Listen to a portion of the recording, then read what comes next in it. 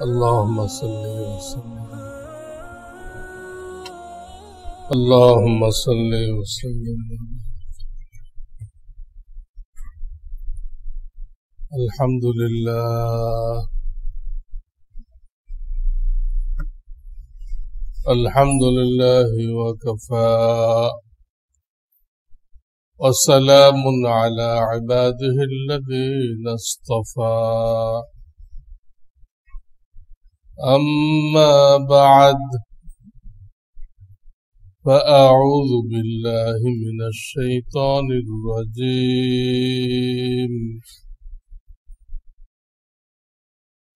بسم الله الرحمن الرحيم يا أيها الذين آمنوا اتقوا الله وقولوا قولا سديدا يصلح لكم أعمالكم ويغفر لكم ذنوبكم ومن يطع الله ورسوله فقد فاز فوزا عظيما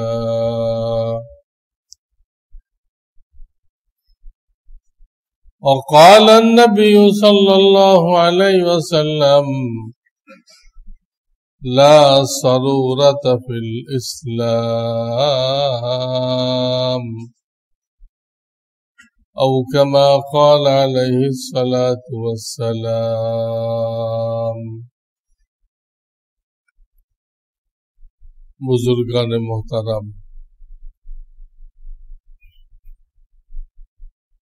गत जुमा থেকে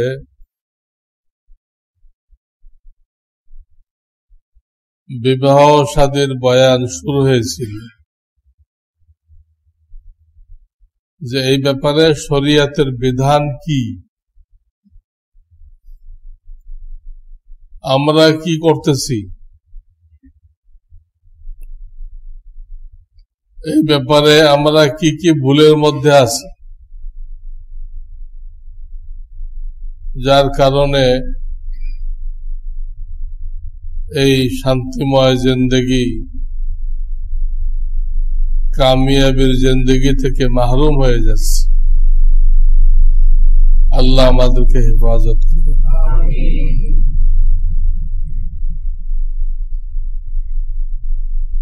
তো কোরআন হাদিসে দেখা যায়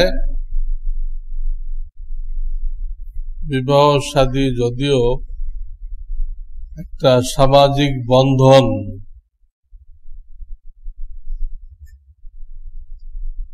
কিন্তু এটা গৌণ, হালকা।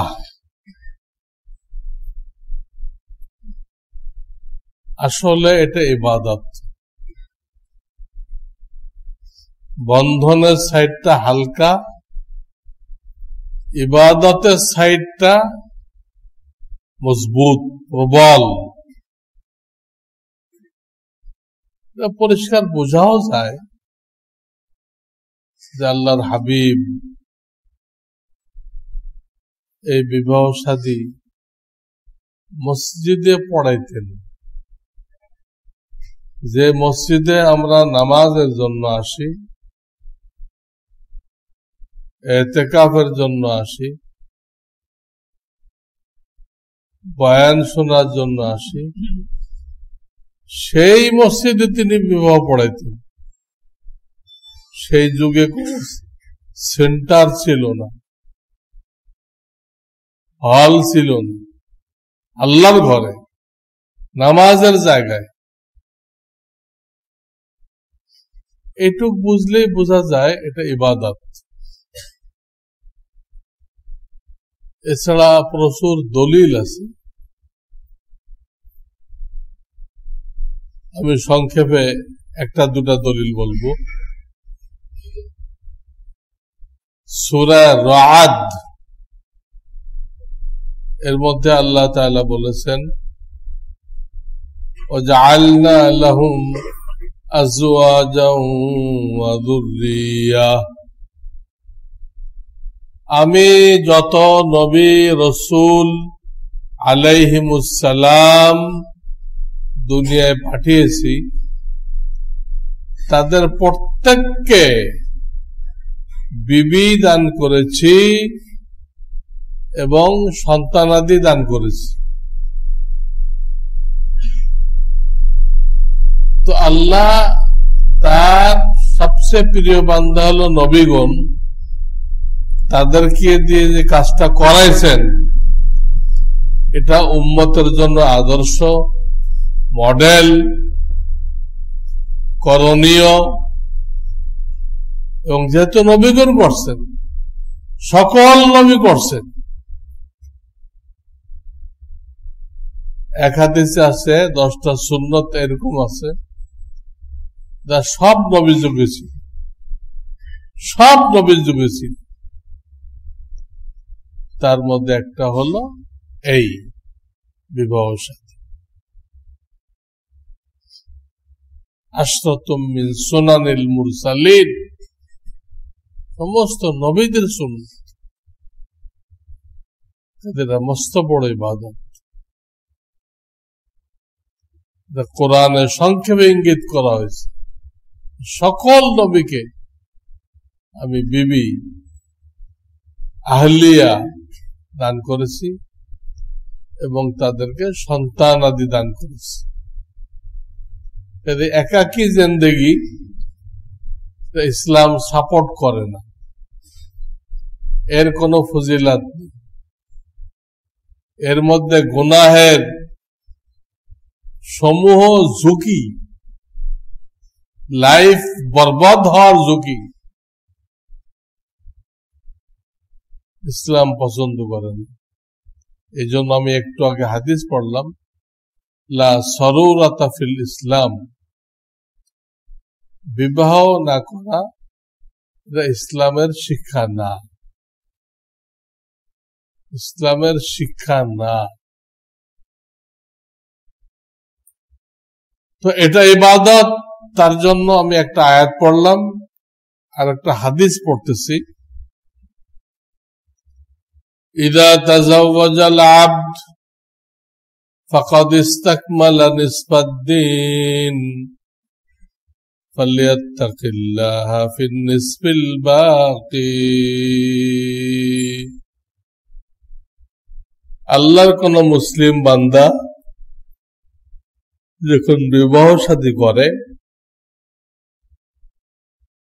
দুনিয়ার লোভে না, আল্লাহর হুকুম পালন করার জন্য,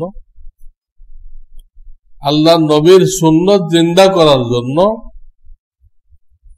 আল্লাহর হাবিব বলতেছেন তার অর্ধেক দিনদারি পরিপূর্ণ হয়ে গেল। পুরা দিনদারির অর্ধেক যে আমলের দ্বারা পরিপূর্ণ হয় সেটা কি দুনিয়াবি কাজ না ইবাদত? পরিষ্কার ইবাদত। এই কথাটা যদি আমরা বুঝতে পারতাম তাহলে এই ব্যাপারে আমরা উলামাদের কাছে আসতাম। ইবাদত, এই ইবাদতটা কিভাবে করতে হবে, আল্লাহ খুশি হয়ে যান, আসতাম। কিন্তু আমরা এটা মনে করি নিছক একটা দুনিয়াবি অনুষ্ঠান, একটা ফুর্তির অনুষ্ঠান, এটা আমরা মনে করি। তবে এইখানে কোনো শরিয়ত নেই, এইখানে কোনো বিধান নেই, আমাদের যা মনে চায় তাই কর, তাই কর। অত ফালতু কাজ এই উপলক্ষে করতেছে।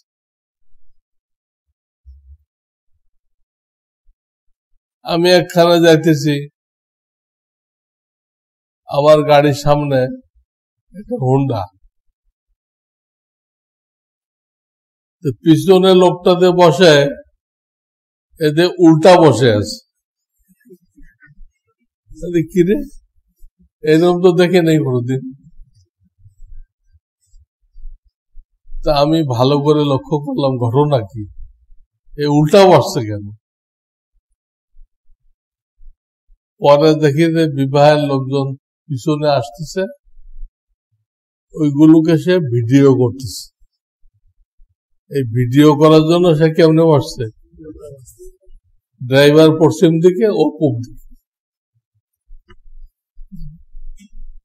সব বরকত শেষ হয়ে গেল, এই একটা হারাম করে সব শেষ। এই জন্য উলামা ইকরামকে জিজ্ঞাসা করতে, এই ইবাদত কোথায় করতে হবে, কেমনে করতে হবে, এটা গুনাহ মুক্ত কেমনে হবে?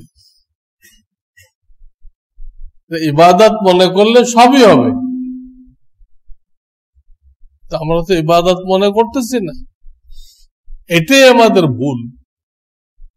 আল্লাহ বুঝবার তৌফিক দান করেন। দ্বিতীয় কথা, এটাকে আল্লাহ তাআলা খুব সহজ রাখছেন, খুব সহজ। এটা সহজ থাকলে জিনার দরজা বন্ধ হয়ে যায়, আর বিবাহ শাদী কঠিন হইলে জিনার দরজা খুলে দেয়। কোন সমাজে যদি বিবাহ শাদী কঠিন হয়ে যায়, তো মোহর 20 লাখ টাকা, মেয়ের মোহর কত?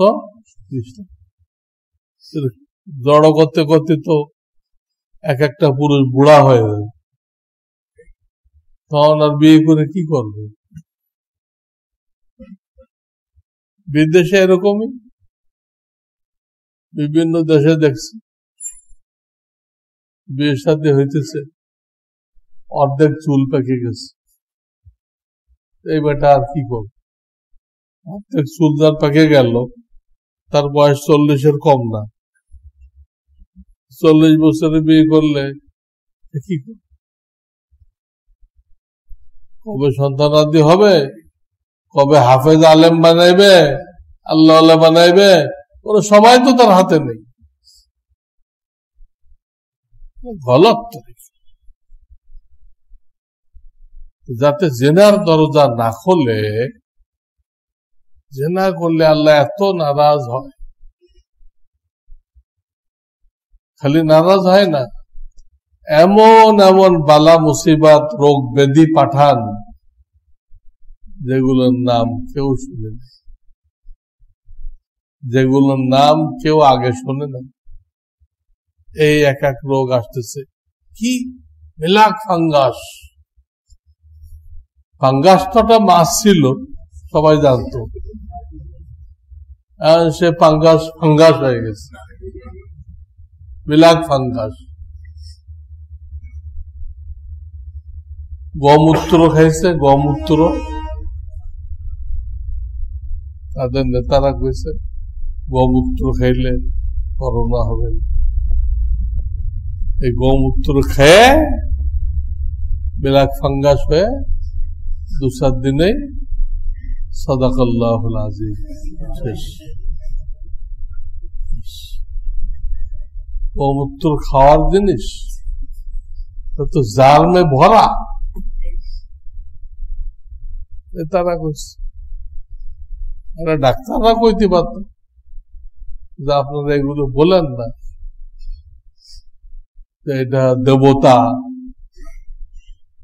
এর পেশাব পায়খানা খাইলে অনেক ফজিলত, ডাক্তাররা বলতে পারত, তারাও বলে না, আর খায় মরতেছে মানুষ।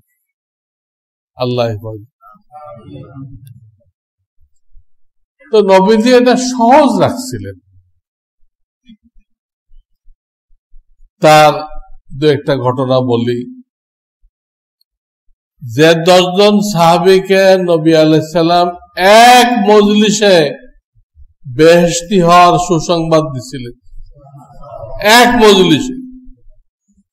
আরো একজন দুজনকে আলাদা আলাদা দিচ্ছেন, এটা আলাদা, কিন্তু এই 10 জনকে একসাথে দিচ্ছেন। 4 জন তো খোলাফায়ে রাশিদিন,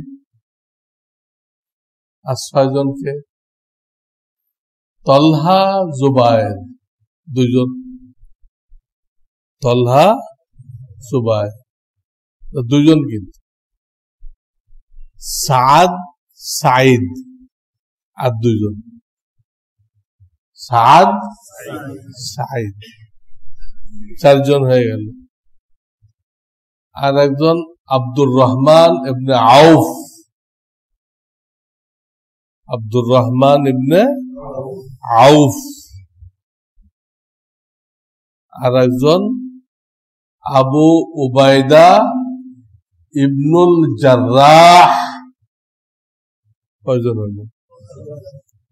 এক মজলিসে আবু বকর ফিল জান্নাহ, ওমর ফিল জান্নাহ, উসমান ফিল জান্নাহ, এইভাবে এক মজলিসে লাগাতার নবীজি 10 জনের নাম বলছেন।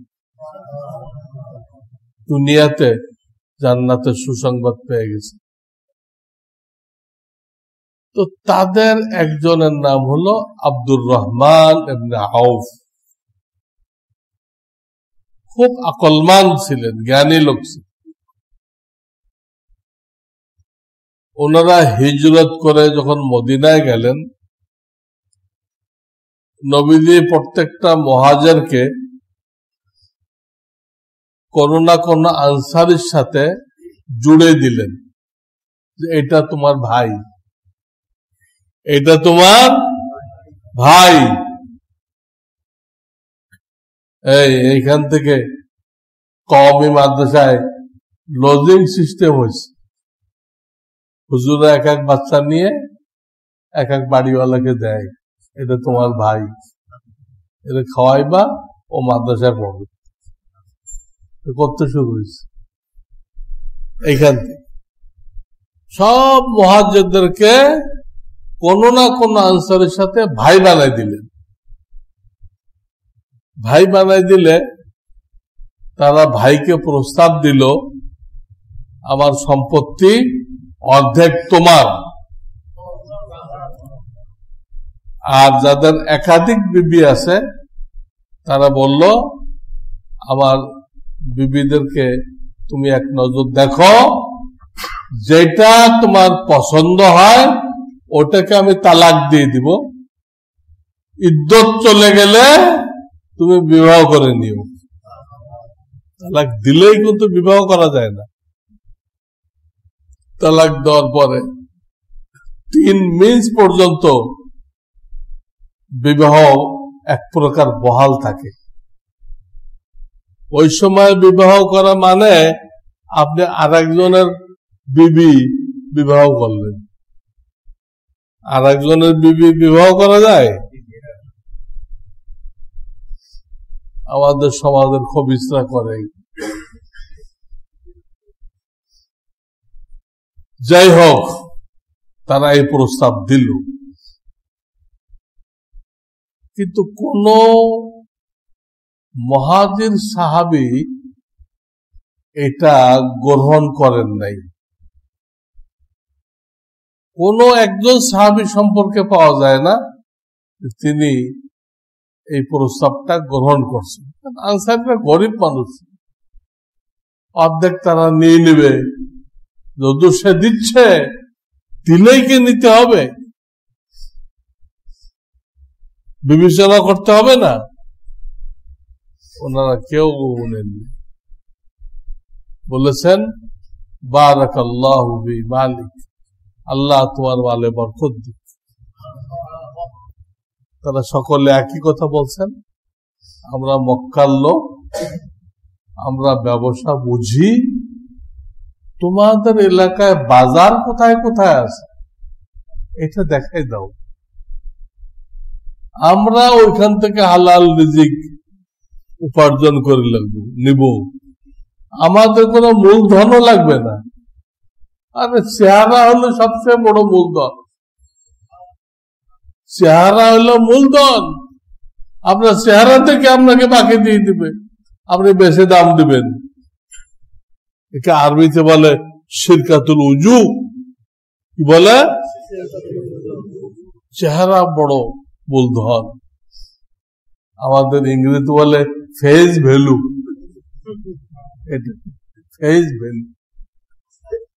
যাই হোক, ওনারা কেউ নেন নাই, ওনারা বাজার কোথায় কোথায় লাগে ওটা জেনে নিছেন, নিয়ে বাজারে যে ব্যবসা করছেন, কয়েকদিনের মধ্যেই আল্লাহ ওনাদের হাতে মাল দিয়ে দিছে।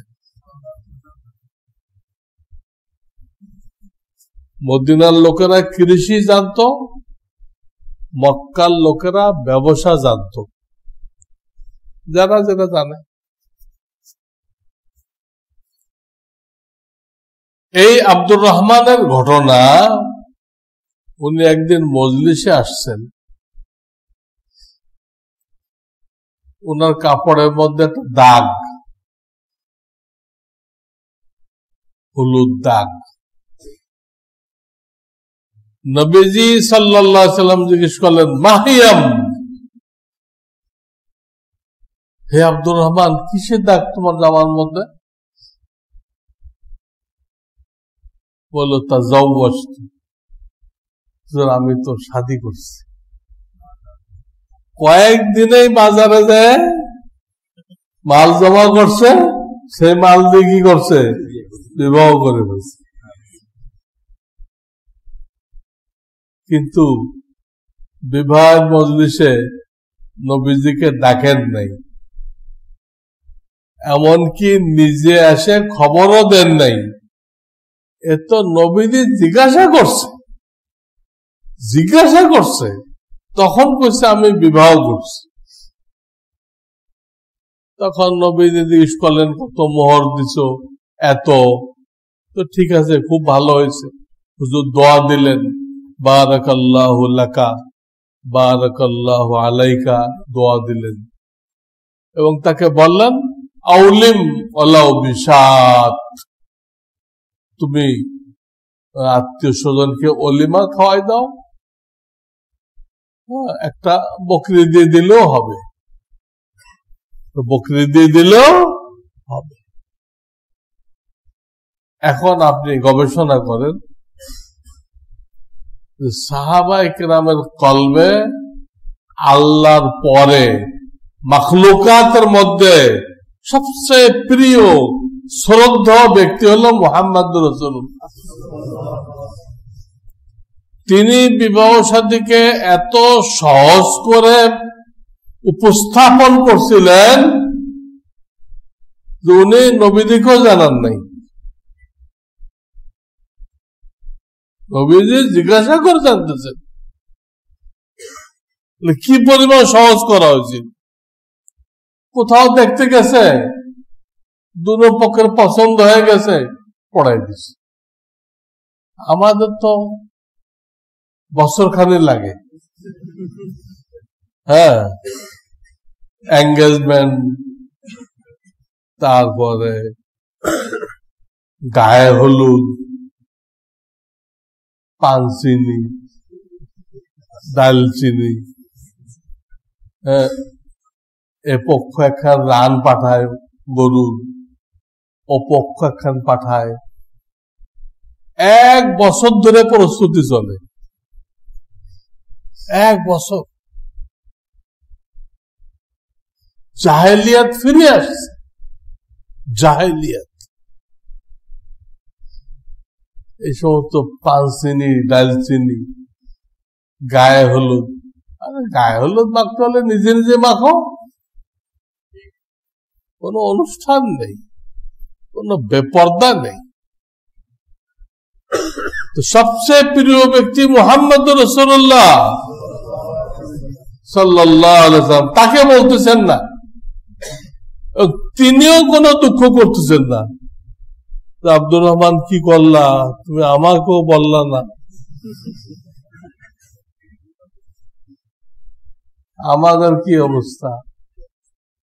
আমাদের নিকটজন যদি বিবাহ করে আর আপনাকে না বলে, তা আপনি মনক্ষুণ্ণ হন না? কি একা একা বিবাহ করে ফেললো, আমাকে বললো না, আমি ওর মামা লাগি, আমাকেও বললো না। আচ্ছা, ওরে দেখে নিতে হবে, ওর সাথে কথা বন্ধ।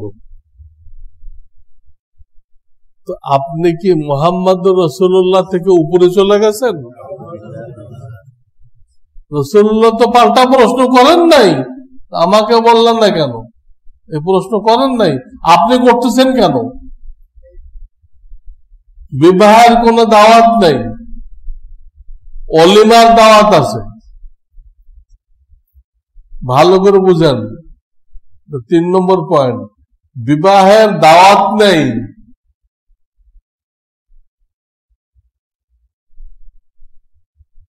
মসজিদে হবে, সবাই জেনে ফেলবে। বিবাহ গোপনে হওয়া জায়েজ নেই। আজকাল আমাদের ছেলে পেলেদের কোর্ট ম্যারেজ করে, তো জায়েজ নেই।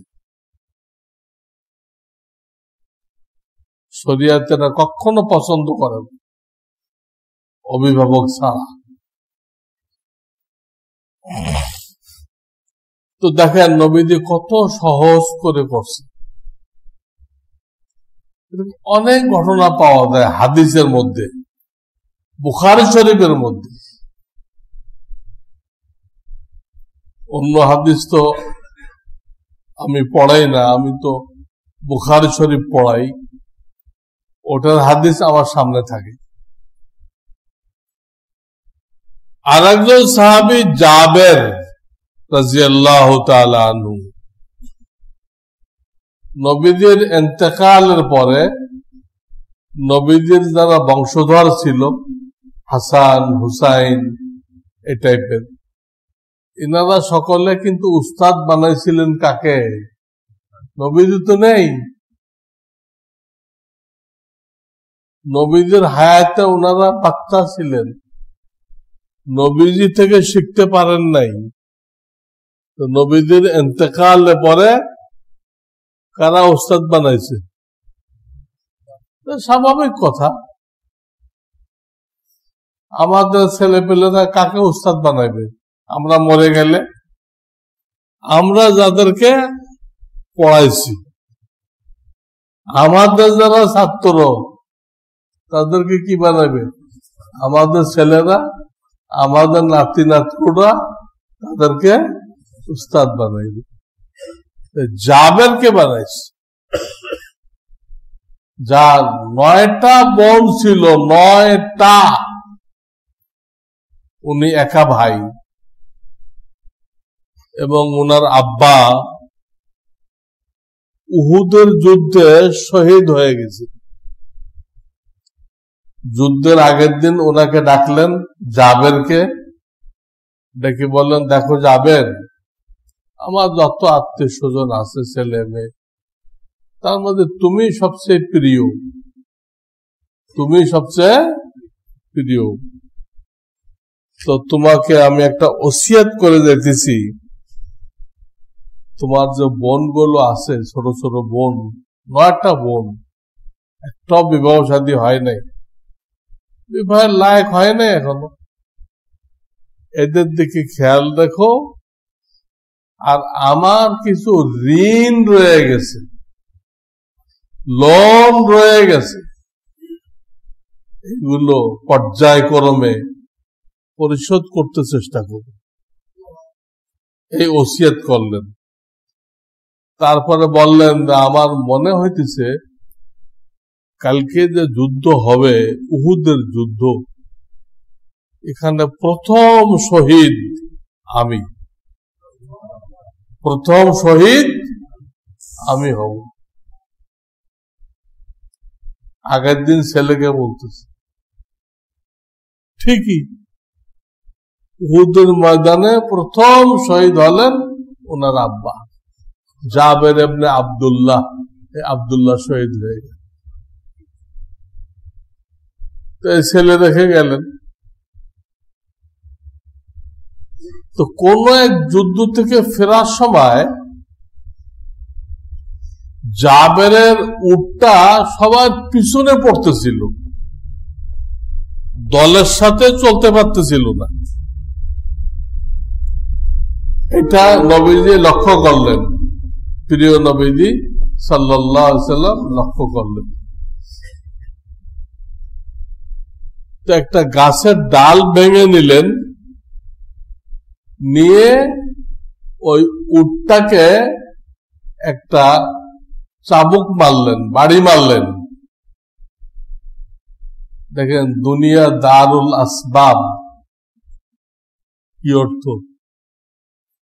আল্লাহ কোন মাধ্যমে করবেন, কোন মাধ্যমে এখানে ডাইরেক্ট করার নিয়ম নেই। নবীদের বহু মুজিজা জাহির হয়েছে। এক পেয়ালা দুধ 70 জনে পেট ভরে খাইছে, কিন্তু এক পেয়ালা তো লাগছে, এটাই মাধ্যম। নবীদের এক বদনা পানি দিয়ে 80 জন উজু করছে, কিন্তু এক বদনা তো লাগছে। বুঝেন নাই? এটা মাধ্যম লাগবে। মাধ্যম যদি না লাগতো তাহলে হুজুরের ডাল ভাঙা লাগতো না, হাত দিয়ে একটা থাপ্পড় দিলে হইতো, তা তো করলেন না। ডাল ভাঙলেন, ডাল ভেঙে একটা বাড়ি দিলেন, দিলে এই উট এত চালু হয়ে গেল নবীদের বরকতে, সব কাফেলার আগে। এই মরা উটটা এত তাজা হয়ে গেল যে এই উটের সাথে কোনো উট পারতেছে না, কোনো উট পারতেছে না, নবীজিরটাও না, সব পাশে পড়ে গেছে। যাই হোক, নবীজি ওনাকে বললেন যে যাবেন, তোমার উটটা এত চালু হয়ে গেল, এটা আমার কাছে বিক্রি করে দাও। তো উনি রাজি হইলেন না, বললো হুজুর এটা বিক্রি করলে আমি চলবো কেমনে? প্রত্যেকটা মানুষের একটা বাহন দরকার, জিন্দেগি যাপন করার জন্য একটা বাড়ি দরকার, কিছু লেবাস পোশাক দরকার, একটা বাহন দরকার।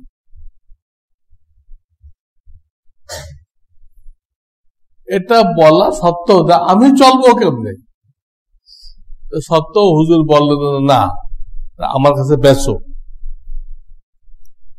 মুরব্বী সমস্যা শোনার পরেও যখন বলতেছে, তো বুঝতে হবে আপনাকে এর মধ্যে হেকমত আছে। তখন আপনার মতামত বাদ দিয়ে মুরব্বীরটা মানতে হবে। তখন জাবের রাদিয়াল্লাহু তাআলা বলেন, হুজুর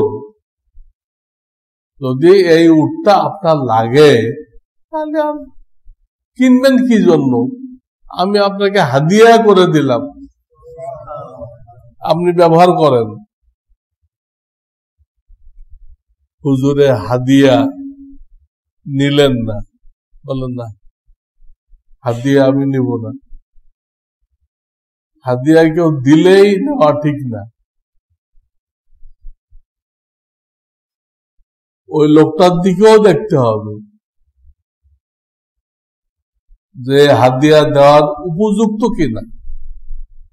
এখন আমাকে হাদিয়া দিবে, বাড়িতে না খেয়ে থাকবে, আমি লক্ষণ দ্বারা বুঝতে পারতেছি এটা, তো তার হাদিয়া না নেওয়া উচিত না। বাবা তুমি খেয়ে বাঁচো, আমার জন্য দোয়া করো, আমার জন্য দোয়া করো।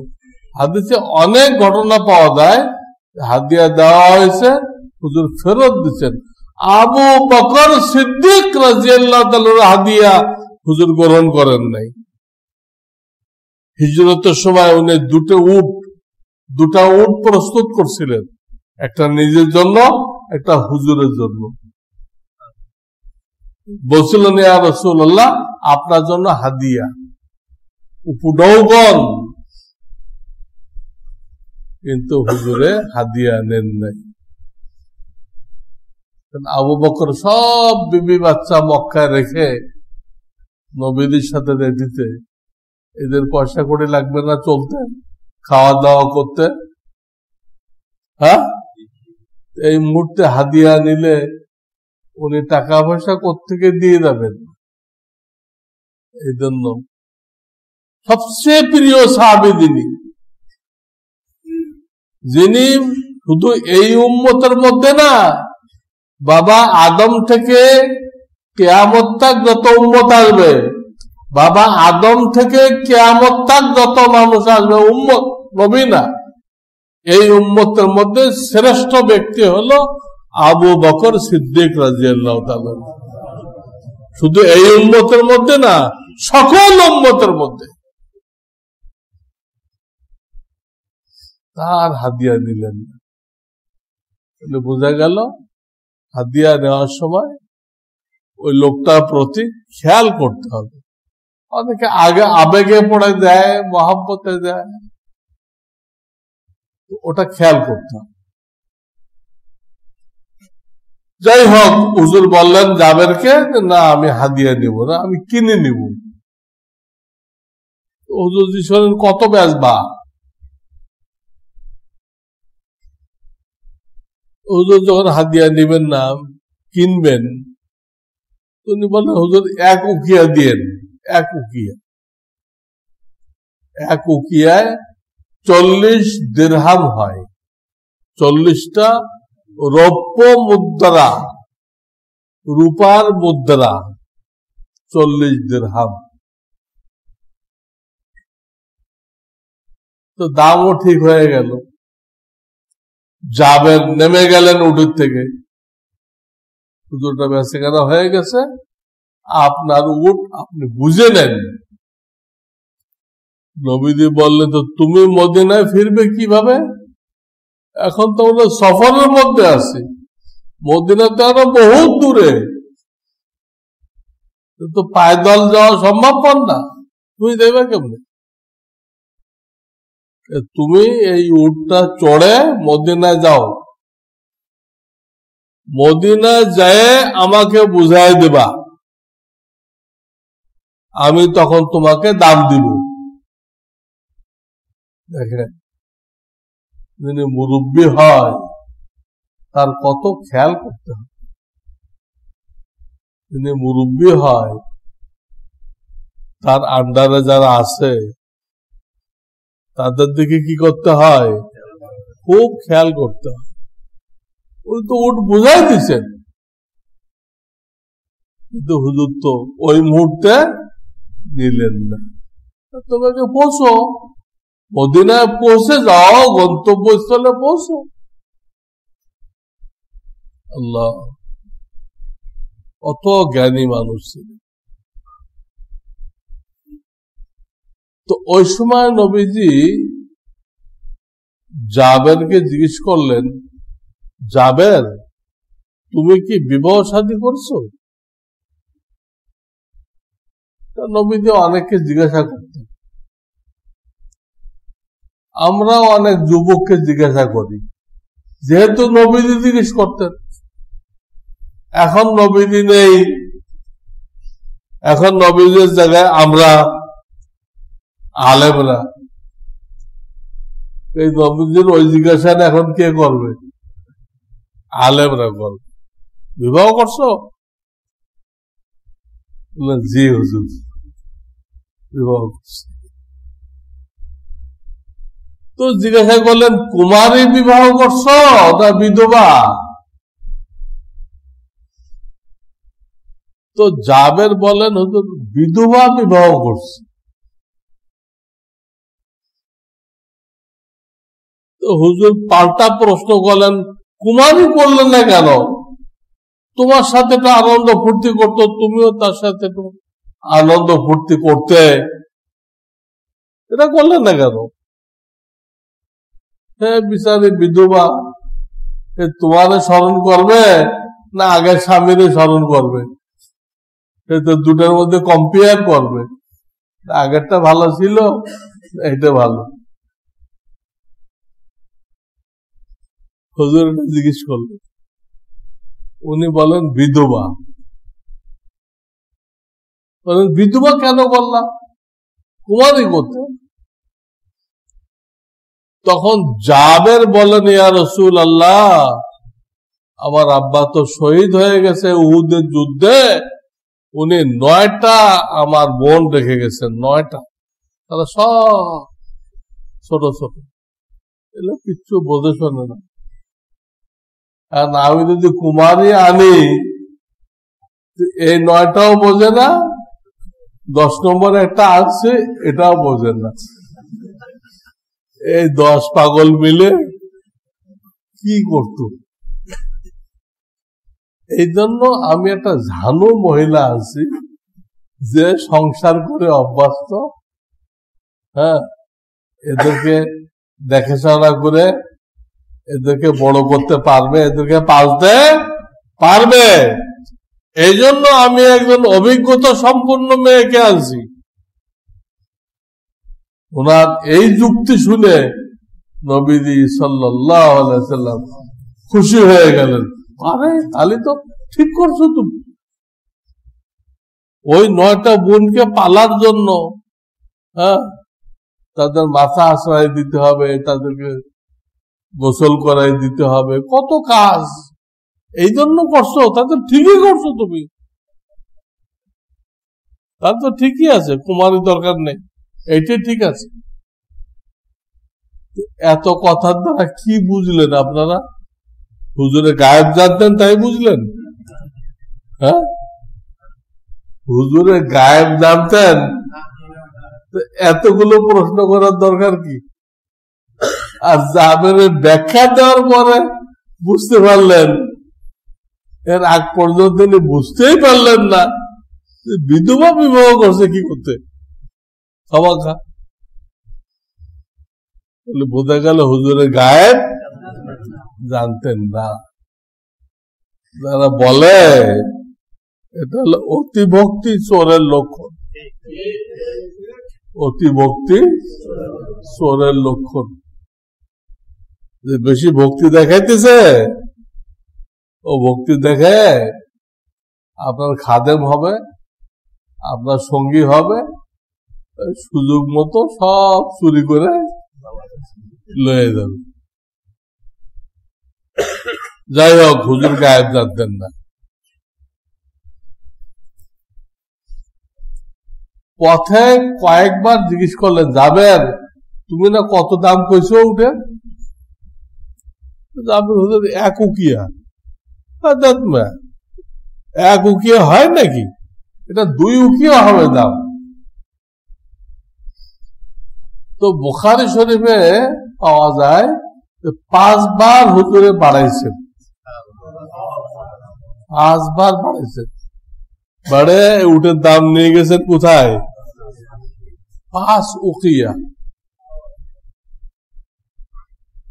তো 40-কে 5 দিয়ে গুণ করেন, 200 দিরহাম। দাম ঠিক করার পরে বাড়ানোর কি নিষেধ? দেখতেছেন লোকটা গরিব, এমনি দান করলে নিবে না। আপনাকে 5 টাকা দান করলাম, আপনি গরিব মানুষ, নেবে না। কিন্তু দাম বাড়াই দেন, 8 টাকা দাম ছিল, আপনি 10 টাকা দিয়ে কইলেন এই পুরাটা রেখে দেন, আপনার জন্য হাদিয়া, ফেরত দেওয়া লাগবে না, তো গুনাহ হবে। অথচ আপনি ওই হাদিসে পড়ে গেলেন, তোমাদের মধ্যে সেই সর্বোত্তম যে পরিশোধ করার সময় উত্তম। আমাদের টেন্ডেন্সি কি, আমাদের মনোভাব কি? নেওয়ার সময় বেশি করে কেমনে নেওয়া যায়, দেওয়ার সময় কম কেমনে দেওয়া যায়, এটা হলো আমাদের তরিকা।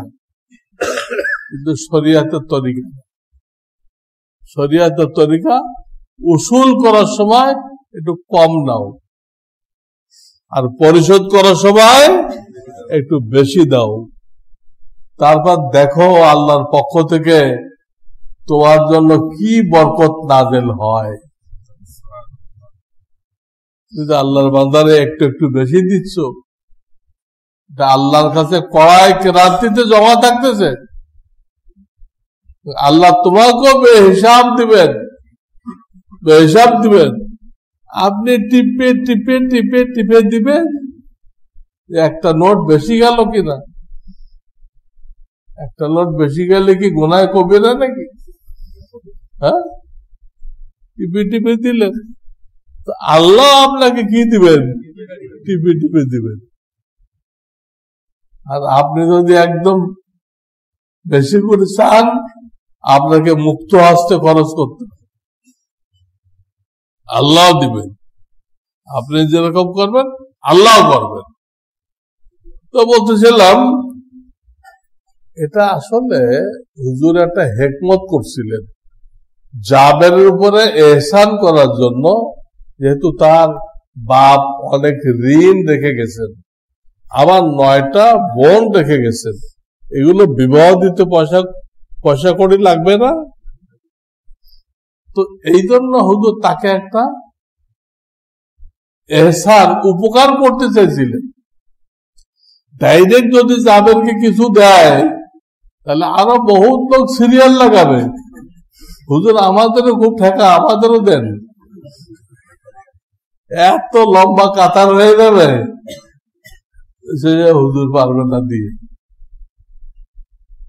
এই জন্য এটা কেনা বেচার মধ্যে একটা সুরত বানায়, ওই সুরতের মধ্যে দিয়ে জাবেরকে কিছু সাহায্য করলেন। এটা হিকমত ছিল। যাই হোক, তো এই ঘটনার মধ্যে কি জানা গেল, যে হুজুরে এই সফরে জিজ্ঞাসা করলেন, জাবের তুমি বিবাহ করছো কিনা? করছি হুজুর। কুমারী না বিধবা? বিধবা, তার আগের অভিজ্ঞতা আছে। তাহলে এখানেও দেখা দিতেছে জাবের যে বিবাহ করলেন, এই বিবাহের মজলিসে হুজুরকে দাওয়াত দেন নাই। কোথাও দেখতে গেছেন, এটা সব দিক দিয়ে ওনার পছন্দ হয়েছে, বাস ওখানে বিবাহ পড়াই দিছে। আমাদের মতো এরকম না, বিবাহ একদিন, উঠাই দেওয়া আর একদিন, খালি ধাপে ধাপে খরচ আর অনুষ্ঠান। ইসলামে এত ঝামেলা নেই। বিবাহ হয়ে গেল মসজিদে, ওই সময় উঠাই দিল, শেষ, একদিনে শেষ। মেয়ের বাপের কোনো খরচ নেই, ছেলের কিছু খরচ আছে, অলিমা খাওয়াইতে হবে, তৌফিক অনুযায়ী স্ত্রীকে মোহর দিতে হবে, তৌফিক অনুযায়ী। মোহর বেশি করলে সেই সমাজে বিবাহ কঠিন হয়ে যায়। বিবাহ কঠিন মানেই জিনার দরজা খুলে। কোন সমাজে বিবাহ যদি কঠিন হয়, সেই সমাজে জিনা, ব্যভিচার ছড়াই পড়ে। কারণ আল্লাহ জন্মগত ভাবে একটা চাহিদা রাখছেন, এমন চাহিদা যে চাহিদা দিয়ে এই দুনিয়া আবাদ আছে, এমন একটা চাহিদা রাখছেন, ফালতু চাহিদা না, যে চাহিদার কারণে দুনিয়া কি আছে, আবাদ আছে।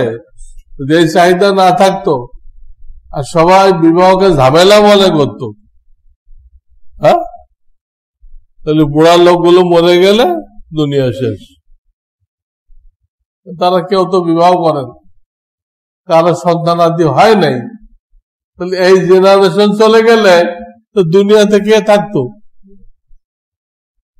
খালি এই খরগোশ বিড়াল এগুলো থাকতো, মানুষ আর থাকতো। মানুষ আছে তো এই চাহিদার কারণে। এই চাহিদা আল্লাহ সৃষ্টি করছেন দুনিয়া আবাদ রাখার জন্য, এবং এই চাহিদা পূরণ করার জন্য তিনি খুব সহজ পদ্ধতি দান করছেন। কোনো ঝামেলা নেই, সহজ পদ্ধতি। আমাদের সমাজে কত রকম শর্ত সারায়, মেয়ে পক্ষ শর্ত লাগায় কি কি অলংকার দিবেন, হার যে দিবেন এটা কত ক্যারিয়ার স্বর্ণ দিবেন, এবং তার ওয়েট কত, ওজন কত, এই সব নিয়ে বহস করে। বহাস করতে করতে অনেক সময় বিবাহ ভেঙে দেয়, কিচ্ছু নেই। মেয়ের বাবার মনে চাইলে কিছু দিল, তাদের সাংসারিক লাগে, সাংসারিক কাজে লাগে দিল। ছেলের বাপের মনে চায় সেও দিল, যার মনে চায় তৌফিক অনুযায়ী দিবে। কিন্তু এটা নিয়ে আলোচনা, এটা নিয়ে সমালোচনা, এটা নিয়ে বহাস। এখন তো বিবাহ করতে গেলে একটা প্রদর্শনী ব্যাগ নিয়ে যেতে হয়। কি ব্যাগ? প্রদর্শনী ব্যাগ। সেই ব্যাগের উপরে এক রাত বহাস হয়, কোনটা ভালো হয়েছে, কোনটা ভালো হয় নাই, এগুলো বহাস হয়। ওটার দ্বারা ছেলের আকল বুদ্ধি, মাল সম্পত্তি কদ্দূর আছে, এগুলো অনুমান করা হয়। কেন প্রদর্শনী ব্যাগ নেওয়ার কি দরকার? প্রদর্শনী ব্যাগটা আপনার বাড়িতে রেখে দেন। আর মেয়ের বাপ মেয়েকে যে কাপড় পরায় রাখছে, এই কাপড়ে উঠাই নিয়ে আসেন। উঠে আনার পরে এখন আপনি আপনার গুলো পরান। এইগুলো নিয়ে সেইখানে শত শত মহিলাকে দেখাইতে হবে, দেখায় তারপরে মেরে পরাইতে হবে, আপনার কাপড়ে আনতে হবে। কোথায় পাইছে ভালো? কোথায় পাইছে? হযরত জাকারিয়া রাহমাতুল্লাহ আলাইহি কুতুবুল আলম, তারা দুনিয়ার কুতুব, কুতুব গওস আবদাল শোনেন নাই? তিনি দুই মেয়েকে একসাথে বিয়ে দিলেন। হযরত ইউসুফ রাহমাতুল্লাহ এক জামাই, হযরত ইনামুল হাসান, ওই দুই জামাই তো তাবলীগের সেকেন্ড আর থার্ড মুরব্বী, একসাথে বিয়ে দিলেন। হঠাৎ ঘরে এসে বললেন, আমি তো মেয়েদের বিবাহ ঠিক করছি, তো বিকেলে বিবাহ পড়াই দিব। তো ওনার আহলিয়া আশ্চর্য হয়ে গেছে, আরে বিবাহ ঠিক করছে, আগে তো আমাদের করবে না, আমি দুজন জামা টামা সেলাই করবো, জামা টামা বানাই দিব, আগে তো বলবো না। তুমি এগুলো ল্যাংটা লাগছো, আমি তো জানি না এটা। তুমি আজকে পাজামা সেলাই করবা, এতদিন কি রাখছো? যা আছে এটা দেবি। আল্লাহ, এত সহজ রাখা হয়েছে, এত সহজ রাখা হয়েছে। দেওবন্দ মাদ্রাসা যিনি কায়েম করছেন, মাওলানা কাসেম নানতভী রহমতুল্লাহ আলাইহি, তিনি মেয়ের জন্য একটা দিনদার ছেলে খুঁজতেছিলেন, মেয়ের জন্য। হঠাৎ একদিন জুমার মসজিদে ওনার একটা ছাত্র আসছে, আগে পড়ে গেছে ওনার কাছে। ওই ছাত্রটার দিনদারের উপরে উনি খুশি। তো দেখে ওই জুমার মসজিদ তাকে বললেন, আমার মেয়েটা তোমার সাথে বিয়ে দিতে চাই, তুমি কি রাজি আছো? জি হুজুর, আমি রাজি আছি। আমাদের কত রকম উকিল বাপ, কত কিছু লাগে। সেই উকিল বাপ আবার থার্ড পার্সন উকিল বাপ জায়েজ আছে নাকি? থার্ড পার্সন উকিল বাপ, এই নামে কোন উকিল বাপ শরিয়াতে নেই। নিজের বাপ উকিল বাপ, নিজের ভাই সেই উকিল, তাকে বাপ বলাটা ভুল, উকিল। নিজের মামা, নিজের নানা, নিজের চাচা, এরা উকিল। মেয়ের পক্ষ থেকে প্রস্তাব করবে, থার্ড পার্সন কেন লাগবে? মেয়ে তাকে বাপ মনে করে, বেপর্দা তার সামনে যায়, এটা বাপ, তো বাপের সাথে পর্দা কি? ভণ্ডপীরেরা যা করে, ভণ্ডপীরেরা মহিলাদের কি বলে, আরে তোমরা তোমার মেয়ে, তোমাদের সাথে পর্দা কিসের, এই মহিলা মুরিদ দিয়ে খেদমত নেয়।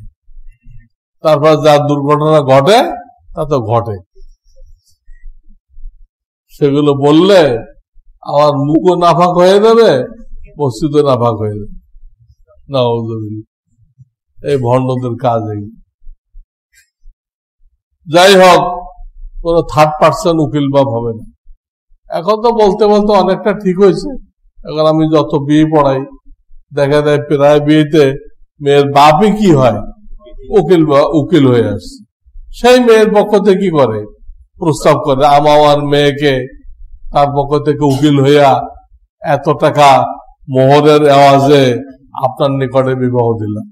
মেয়ের বাপে বলছে, এটা ঠিক, মেয়ের বাপ উকিল বাপ হবে। তো কাসেম নানতবী দেওবন্দের যিনি প্রতিষ্ঠাতা, ছেলে পাইছে, তারে বললেন, ছেলেটা রাজি হয়ে গেল। তো জুমার নামাজ হয়ে গেল, উনি ছেলেটাকে নিয়ে বাড়ি গেলেন। বাড়িতে ঘোষণা দিলেন, আমি জামাই লয়ে আসছি। কেউ কিছু জানে না, জামাই লয়ে আসছি। যা রেডিমেড তৈরি ছিল এই খাওয়াই টাওয়াই দিলেন, দিয়ে বোরকা পরায় মেয়েটাকে তাকে বুঝাই দিলেন, তুমি লয়ে যাবো। ছেলেকে দায়িত্ব দিলেন, বিয়ে হয়ে গেছে, মেয়ে তোমাকে বুঝাই দিলাম, তুমি আর লয়ে যাবে। দেখেন তো কত সহজ, কত সহজ। আর আমরা এটাকে কত কঠিন বানাইছি, কত এটা নিয়ে রাগারাগি, কত লোক মনক্ষুণ্ণ, কত লোক সম্পর্ক ছিন্ন করে।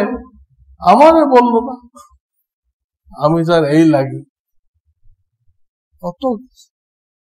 আবার অলিমা খাইতে যাবেন, সেখানে ছোট্ট আবার একটা বানায় রাখছে, হ্যাঁ, একটা টেবিলের মতো বানায় রাখছে, ওখানে নাম লেখাইতে হবে, আমি এই দিলাম। কেউ চুড়ি দিচ্ছে, কেউ আংটি দিচ্ছে, কেউ হার দিচ্ছে। তার মানে দাওয়াতটাতে খেয়ে আসলেন, বিল দিয়ে খাইলেন। এ তো খ্রিস্টানদের দাওয়াত, এ তো কোনো মুসলমানদের দাওয়াত না। মুসলমানদের দাওয়াত তো বিনিময় ছাড়া হয়, হাদিয়া দিতে হয়, দেন। এই অলিমার মজলিসে না, এটা পরে যখন আপনার তৌফিক হয় গোপনে দিবেন। হাদিয়ার নিয়ম হলো গোপনে দেওয়া, গোপনে দিয়ে দেবেন, শেষ। সারা বছর টাইম আছে, আজকে দিতে হবে। আজকে দেওয়ার অর্থই তো ঘটা করে দেওয়া, নিজের নাম কিনা। পরে তো এগুলো তেলাওয়াত করা হয়, এই লিস্ট কে কি দিছে, আবার কম্পেয়ার করা হয়, তার মেয়ের বিয়েতে আমি কি দিছিলাম, আমার মেয়ের বিয়েতে সেই পরিমাণ দিল কিনা, এগুলো মিলানো হয়। কি রে করা হয়, ইন্না লিল্লাহ ওয়া ইন্না ইলাইহি রাজিউন। বিবাহটাকে এমন করা হয়েছে। তো এই ব্যাপারে আরো কথা আছে, আজকে কিছু কথা বললাম। বিবাহ ইবাদত, বিবাহ সহজ, খুব সহজ। বিবাহ আমার নবীর তরিকা, তিনি বলেছেন আমার এই তরিকাতে ত্যাগ করবে সে আমার উম্মত না। ইনশাল্লাহ বাকি কথা আরো পরে বলা হবে। খালি বিবাহ না, বিবাহের পরে আসবে সন্তানাদি হবে, তাদের হক কি? খালি বাপ হইলে হয়ে গেল? কয়জন বাপ যাবে আমার ঘরে যে সন্তান আসতেছে, মেহমান আসতেছে, এদের ব্যাপারে আল্লাহ রসুল কি তালিম দিয়ে গেছেন? বাপ তো হইতে আছে, বাপের হক জানে, সন্তানকে কিভাবে লালন পালন করতে হবে, শরিয়ত কি বলছে। আল্লাহ তৌফিক দিলে ধারাবাহিক এগুলো বলা হবে। ওয়া আখিরু দাওয়ানা আনিল হামদুলিল্লাহি রাব্বিল আলামিন।